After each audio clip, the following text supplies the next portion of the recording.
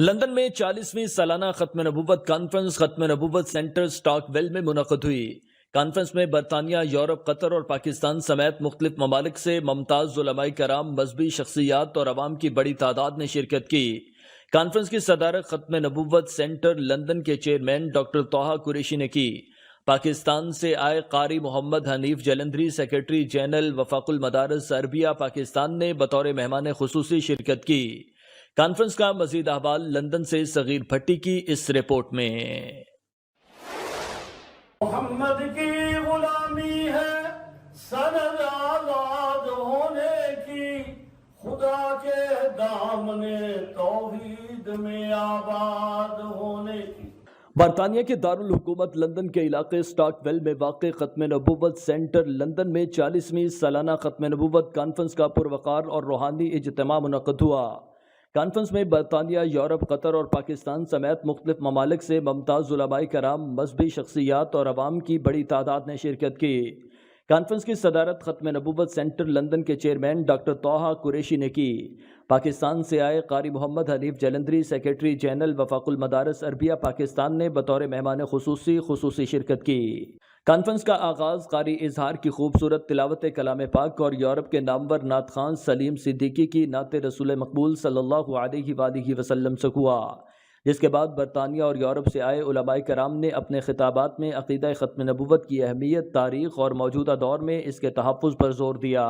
حضور کے ہاتھوں سے جام ملے گا جس کو پینے کے بعد کبھی پیاس نہیں لگے گی، لیکن ملے گا اس کو جو امت محمدیہ کا ہوگا۔ انہوں نے کہا اللہ کو پتا تھا بے ایمان پیدا ہوں گے، تو لہذا پہلے اللہ نے یہ فرمایا ما کان محمد ابا احد من رجالکم ولکن رسول اللہ، آگے فرمایا وخاتم النبیین، اللہ کے رسول ہیں لیکن نبیوں کو بھی ختم کرنے والے ہیں۔ کانفرنس کے اہم شرکاء میں مولانا حنیف جلندری ملتان پاکستان، شیخ ممتاز الحق خطیب Europe, major Umar Khan Qatar, Maulana Umar Kumbo you کے، قاری یوسف بیلجیم، حافظ اکرام، مولانا اسلام علی شاہ یو کے، جمیل بندہانی یو کے، مولانا حاجی عبدالحمید بیلجیم، قاری نیاز، مولانا قاری عبدالباسط شامل تھے، جنہوں نے اپنے علم و بصیرت سے شرکاء کو روشناس کرایا۔ چیئرمین ختم نبوت سینٹر لندن اور میزبان ڈاکٹر طہ قریشی نے اپنے خطاب میں کہا کہ ہم برطانیہ میں آزادی اظہار کے حق کے ساتھ ساتھ برطانوی قوانین کا بھی احترام کرتے ہیں۔ ہمارا موقف صرف عقیدہ ختم نبوت کا پرچار ہے، کسی بھی قسم کی مذہبی منافرت پھیلانا نہیں ہے۔ جن کے عقائد اسلام کی تعلیمات اور ختم نبوت کے اصول سے متصادم ہیں، ان کا اسلام سے کوئی تعلق نہیں ہے۔ جیسے اللہ تعالیٰ کو رب العالمین ہونے میں کوئی شریک پسند نہیں، ویسے ہی حضرت محمد صلی اللہ علیہ وآلہ وسلم کو خاتم النبیین ہونے میں کوئی شریک نہیں۔ اپنے آپ کو مسلمان ظاہر کرتے ہیں اور مسلمانوں کو غیر مسلم قرار دیتے ہیں۔ اس لیے یہ ضروری ہے کہ جس طرح لا الہ الا اللہ، کہ اللہ کے بعد کوئی اور الہ نہیں ہے، اسی طرح لا نبی بعدی، کہ رسول اللہ صلی اللہ علیہ وسلم کے بعد کوئی نبی نہیں ہے۔ ہماری حضور علیہ الصلوۃ والسلام کے وقت سے لے کر ہمارے خلفائے راشدین اور ہمارے امت کے تمام علماء اکرام، صحابہ اکرام، اور آج تک کسی نے عقیدہ ختم نبوت پر کوئی کمپرومائز نہیں کیا، اور آئندہ بھی کسی قسم کا کوئی کمپرومائز نہیں ہوگا۔ مہمان خصوصی پاکستان سے آئے شیخ الاسلام مولانا حنیف جلندری نے کہا کہ عقیدہ ختم نبوت صرف مسلمانوں کے ایمان کا حصہ نہیں بلکہ اسلامی تاریخ کی بنیاد ہے۔ اس سے انحراف گمراہی کا راستہ ہے، اور مسلمانوں کو آج کے فتنے بھرے دور میں اس عقیدے پر استقامت کے ساتھ قائم رہنے کی ضرورت ہے۔ اور ختم نبوت کے عقیدے پر ایمان رکھنا ضروری ہے۔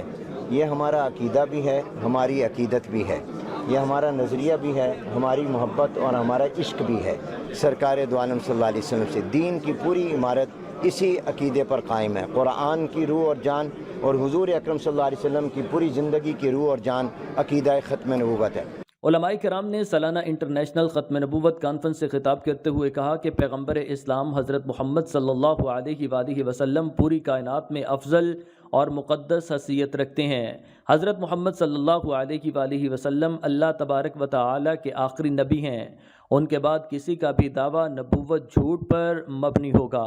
مسلمانوں کا جو اساسی عقیدہ ختم نبوت، اس پر پوری امت جو ہے متحد ہے. نہ حضور علیہ السلام کی کرسی پر کسی کو بیٹھنے دے گی امت محمدیہ, اور قیامت تک ہم اس کا پہرا دیں گے. اس لیے ہم پرامن طریقے سے اپنے نوجوان اور مسلمانوں کو عقیدہ ختم نبوت سے آگاہی دلا رہے ہیں, اور مختلف شہروں میں کانفرنسیں کر کے یہ اگر عقیدہ ختم نبوت اس کو مجروح کیا جائے, اس کو مشکوک بنا دیا جائے, یا اس پر اس کو لوگوں کی نگاہوں میں اس کو تبدیل کیا جائے, تو پھر پوری کی پوری عمارت ختم ہو جاتی ہے, اور پھر یہ دین کی کوئی بنیاد باقی نہیں رہتی. اس لیے مسلمانوں سے یہ صرف علماء کا مسئلہ نہیں ہے, یہ پوری امت مسلمہ کا مسئلہ ہے کہ وہ اپنی شناخت کو بچائیں.